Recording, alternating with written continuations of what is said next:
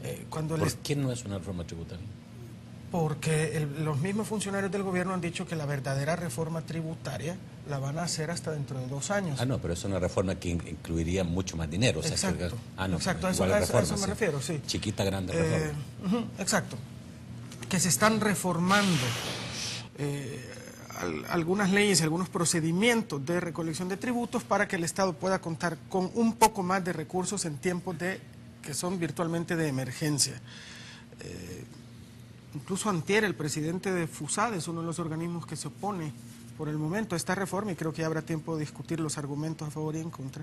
Incluso él mismo partía de admitir que al Estado le urgen recursos en estos momentos que son de emergencia y de crisis. En ese contexto es que se plantea esta reforma fiscal por parte del gobierno. Lo que pasa es que yo no siento, Lafita, a pesar de que lo que tú decís es correcto, que hay algunas críticas a la viabilidad de la implementación de estas propuestas, no creo que la gran oposición viene de ahí, ¿verdad? La gran oposición que ha tenido esta reforma, al menos públicamente, que ha venido de ANEP, de Cámara de Comercio, de FUSADES, parten de que esto puede alentar la inversión, que esto puede afectar que esto va a afectar a los empresarios y que no es el momento. Yo creo que hay que partir de recordarles que para los empresarios nunca es el momento de que les cobren más impuestos. Históricamente en este país, este es junto a Guatemala, el país con menor carga fiscal en toda Latinoamérica, ¿verdad? En toda Latinoamérica. Guatemala está ahorita discutiendo en el Congreso también una reforma tributaria, lo cual, por supuesto, si tiene éxito nos va a dejar de inmediato en el último lugar. Este es el país donde menos se paga impuestos en toda América Latina. Y un Estado obviamente no puede funcionar sin impuestos. Hay amenazas, y yo las he visto en la televisión, incluso de 7 presidentes de aseguradoras diciendo que se van a tener que ir del país si se hace esta reforma tributaria porque entonces ya no les alcanza. Bien, la pregunta es, ¿y a dónde se van a ir? ¿A dónde se van a ir donde les cobren menos impuestos que acá? ¿Verdad? Cuando este es el país con la menor carga fiscal de toda América Latina. Entonces, este argumento de que este no es el momento, tampoco era el momento cuando Guillermo López Suárez, siendo ministro de Hacienda, quiso pasar a la segunda etapa de una reforma tributaria. Y entonces estábamos en pleno auge y todas las cifras macroeconómicas nos indicaban un crecimiento absoluto. Así no se puede. Los estudios te dicen varias cosas, Nacho. Los estudios internacionales te dicen, las sociedades entre más igualitarias son, mejor desempeño tienen en casi todos los índices de desarrollo. Entre más igualitarias son. ¿Ah? Y son estudios hechos sobre las sociedades más ricas del planeta. Mejor desempeño tienen en tasas de mortalidad, en tasas de educación, en salud, en todo, incluso mejor desempeño en tasas de criminalidad, ¿verdad? Las sociedades entre más igualitarias son, más desarrolladas son y los habitantes tienen una vida más digna. Bueno, aquí estamos en una de las sociedades más desiguales del planeta y en una de las regiones más desiguales del planeta. Y el argumento siempre es que este no es tiempo de hacer reformas tributarias, en el país donde menos impuestos se pagan por todo.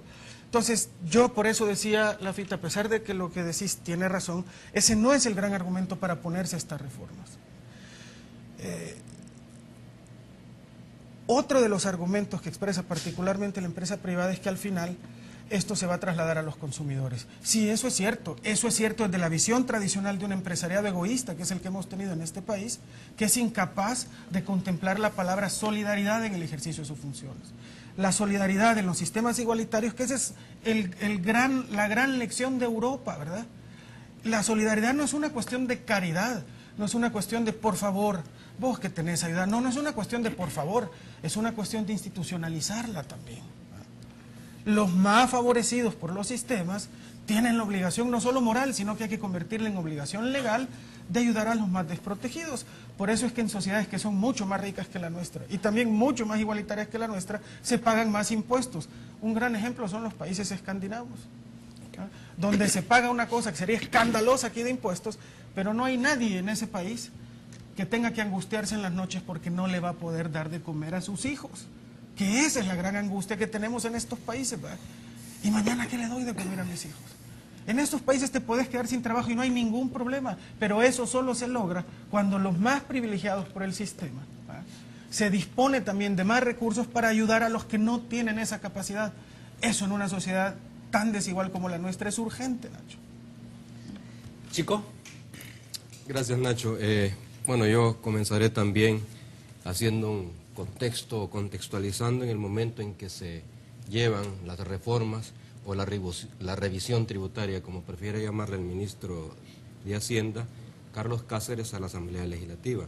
Y en primer lugar, creo yo que es importante que la ciudadanía, que el ciudadano, que la ciudadana tenga claro por qué se dan estas reformas o estas revisiones. Y decir, por ejemplo, que el país prácticamente tiene un déficit en su balanza comercial de 1.300 millones de dólares.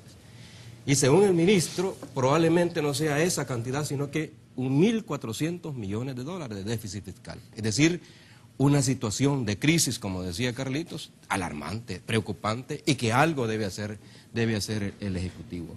En ese sentido, por ejemplo, el ministro ha dicho que este paquetito sí lo aprueban la Asamblea Legislativa, que hoy es cierto, hoy lo discutió en el plenario y parece que ya lo pasaron a la Comisión de Hacienda para su estudio, según el reporte que yo vi precisamente en el noticiario de Canal 33. Entonces, es una situación desesperante que el Estado debe actuar ya. Y esto es lo que está proponiendo. Según el ministro, según el gobierno, van a recuperar 250 millones de dólares. Eso significaría inclusive que del 13% del Producto Interno Bruto que representa la recaudación de impuestos podría pasar al 14% solo con esta reforma, lo cual implica, a ver, ¿no es cierto? Una salvedad.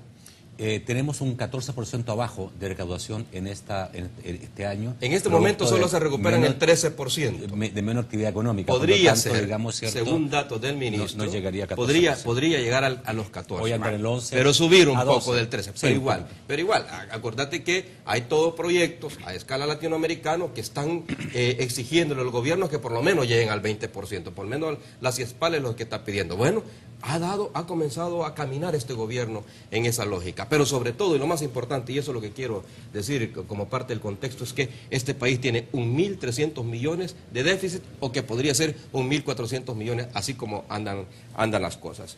En segundo lugar, creo yo que esto es importante también señalarlo, que si no se hace nada, ¿peligra qué? Peligran las cuentas corrientes, peligran inclusive los pagos de los trabajadores, los salarios de los trabajadores, peligra las inversiones, peligra la seguridad, peligra la educación, peligra todos los proyectos que tiene el gobierno planteados, no solo para el presente.